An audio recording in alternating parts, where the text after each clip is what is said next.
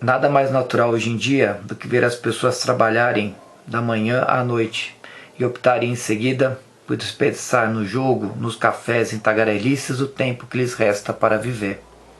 Mas há cidades e países em que as pessoas, de vez em quando, suspeitam que exista algo mais. Isso, em geral, não muda a vida delas, simplesmente houve a suspeita, o que já é alguma coisa. Nos dias que se seguiram, a situação agravou-se. O número de roedores apanhados ia crescendo e a coleta era cada vez mais abundante. A partir do quarto dia, os ratos começaram a sair em grupos, dos porões, das adegas, dos esgotos. Subiam em longas filas titubeantes para virem vacilar à luz, girar sobre si mesmos e morrer perto dos humanos.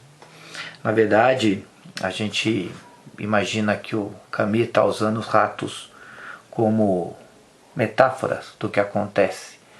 E uma relação curiosa que a gente está vivendo no mundo hoje é que ele também questiona a demora do poder público em tomar ações que são necessárias. A palavra peste acaba de ser pronunciada pela primeira vez.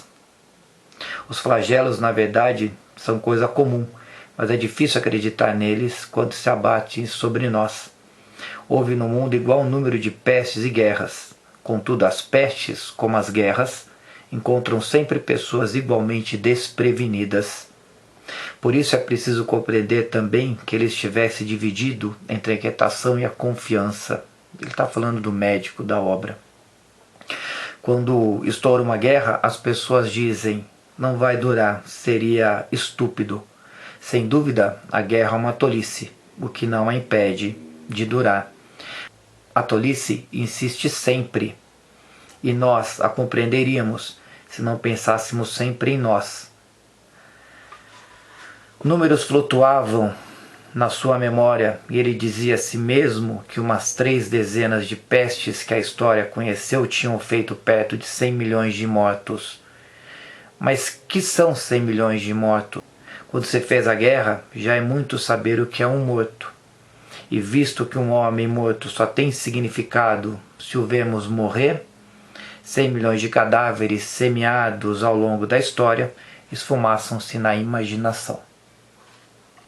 Sim, é preciso que se entenda que o contágio nunca é absoluto, senão teríamos uma progressão matemática infinita, um despovoamento fulminante.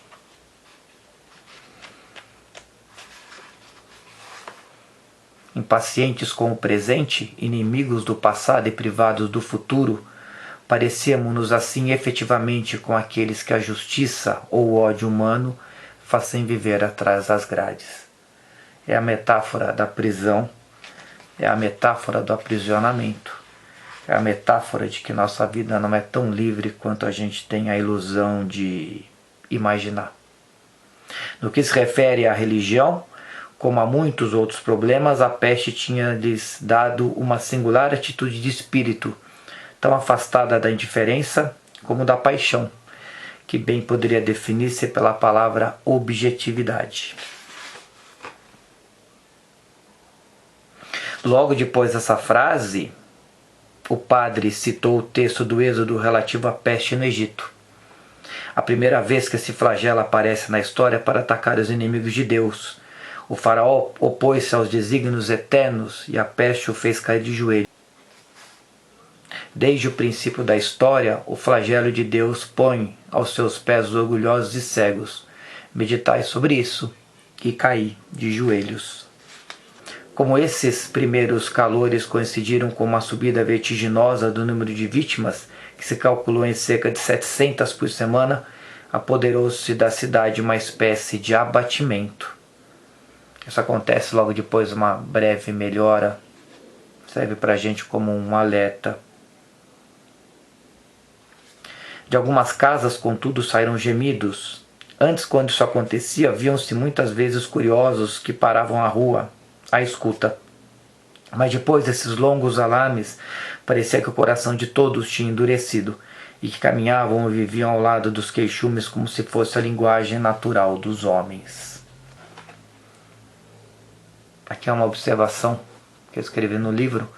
Talvez a peste tenha forçado a todos a verem o que não queriam. Talvez ela expressasse de forma explícita a nossa existência. Talvez é por isso tanta gente tem dificuldade de aceitar e pensar no confinamento como algo que é necessário e positivo. A sensibilidade lhe fugia, amarrada a maior parte do tempo, endurecida e seca, e rompia de vez em quando, e abandonava-o a emoções que já não conseguia dominar. A única defesa era refugiar-se nesse endurecimento e apertar o nó que nele se formara.